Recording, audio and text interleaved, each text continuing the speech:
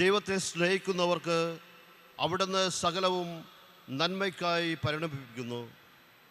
സഹോദരരെ, നമ്മുടെ ബലഹീനതയിൽ ആത്മാവ് നമ്മെ സഹായിക്കുന്നു. വേണ്ട വിധം പ്രാർത്ഥിക്കേണ്ടത് എങ്ങനെയെന്ന് നമുക്കറിഞ്ഞുകൂടാ. എന്നാൽ അവാച്യമായ നെടുവീർപ്പുകളാൽ ആത്മാവ് തന്നെ നമുക്ക് വേണ്ടി മാധ്യസ്ഥ്യം വഹിക്കുന്നു. ഹൃദയങ്ങൾ പരിശോധിക്കുന്നവൻ ആത്മാവിൻ്റെ ഇംഗിതം ഗ്രഹിക്കുന്നു.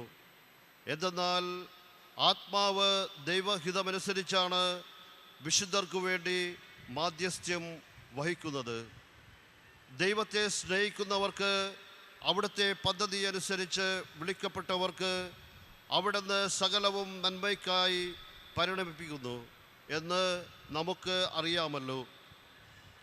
അവിടുന്ന് മുൻകൂട്ടി അറിഞ്ഞവരെ തൻ്റെ പുത്രൻ്റെ സാദൃശ്യത്തോട് അനുരൂപരാക്കാൻ മുൻകൂട്ടി നിശ്ചയിക്കുകയും ചെയ്തു. ഇത് തൻ്റെ പുത്രൻ അനേകം സഹോദരരിൽ ആദ്യജാതനാകുന്നതിനു വേണ്ടിയാണ്. താൻ മുൻകൂട്ടി നിശ്ചയിച്ചവരെ അവിടുന്ന് വിളിച്ചവരെ നീതീകരിച്ചു, നീതീകരിച്ചവരെ മഹത്വപ്പെടുത്തി. കർത്താവിൻ്റെ വചനം.